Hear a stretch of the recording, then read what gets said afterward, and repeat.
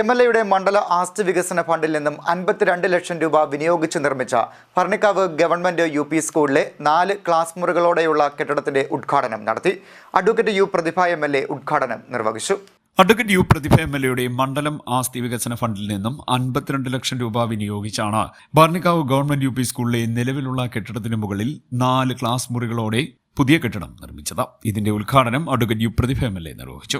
നല്ല രൂപത്തിൽ തന്നെ നമ്മുടെ സ്കൂളിനെ മുന്നോട്ട് കൊണ്ടുപോകാൻ പറ്റും. ഞങ്ങൾ സാധാരണ പുതിയ സ്കൂൾ കെട്ടിടങ്ങൾ ഇപ്പോൾ ചെയ്യുമ്പോൾ വിത്ത് ഫർണിച്ചറാണ് ചെയ്തു കൊടുത്തുകൊണ്ടിരിക്കുന്നത്. പക്ഷേ ഈ വർഷമായതുകൊണ്ട് ഫണ്ട് ഷോർട്ട് ആയതുകൊണ്ടാണ് ഫർണിച്ചർ വരാതിരുന്നത്.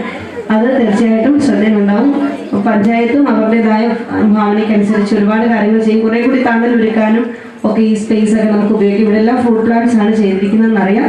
എന്നാലും മനോഹരമായ ഒരു വിദ്യാഭ്യാസ സ്ഥാപനമായി നിരവധി കുഞ്ഞുങ്ങൾക്ക് അറിവ് പകർന്നു കൊടുക്കുന്ന സ്ഥാപനമായി ഇത് മാറുമ്പോൾ കേരളത്തിലെ ഗവൺമെന്റിന്റെ ഒരു സ്വപ്നം കൂടിയാണ് ഇവിടെ പൂവണിയുന്നതെന്ന് നിങ്ങളോട് പറയാതെ പോകാൻ കഴിയുകയില്ല. പൊതുവിദ്യാഭ്യാസ സംരക്ഷണ യജ്ഞം ഗവൺമെന്റിന്റെ ഒരു മിഷൻ പ്രവർത്തനമാണ്.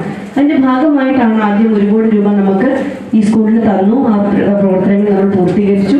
അതിനുശേഷം ആ പൈസയിൽ നിന്നാലും കുട്ടികൾക്ക് ഇരിക്കാൻ സൗകര്യമില്ല എന്ന് പറഞ്ഞതിന്റെ അടിസ്ഥാനത്തിലാണ് വീണ്ടും അഡീഷണൽ ആയിട്ടൊരു 52 ലക്ഷം രൂപ കൂടി കൊടുത്തു. MLA ഫണ്ട് തന്നെയാണ് കൊടുത്തത്. അത് കൊടുത്തുകൊണ്ട് മേളിലും ഭംഗിയായിട്ട് ചെയ്തെടുക്കാനായിട്ട് കഴിഞ്ഞിട്ടുണ്ട്.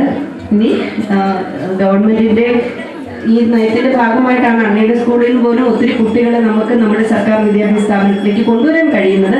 ഈ അവസരത്തിൽ ആ പ്രവർത്തനമൊക്കെ നടത്തുന്ന മുഖ്യമന്ത്രിയെയും ഏറ്റവും പ്രിയങ്കരനായിട്ടുള്ള വിദ്യാഭ്യാസ മന്ത്രിയും ഒക്കെ ഈ അവസരത്തിൽ സ്നേഹത്തോടെ ഓർത്തുകൊണ്ട് നിങ്ങളുടെ എല്ലാവരുടെ അനുവാദത്തോടു കൂടി ഇന്നത്തെ ഈ ഒരു കെട്ടിടത്തിന്റെ ഉദ്ഘാടനം അവിടെ റിബൺ കട്ട് ചെയ്തു. ഭരണിക്കാവ് ഗ്രാമപഞ്ചായത്ത് പ്രസിഡന്റ് G. രമേഷ് കുമാർ അധ്യക്ഷനായി.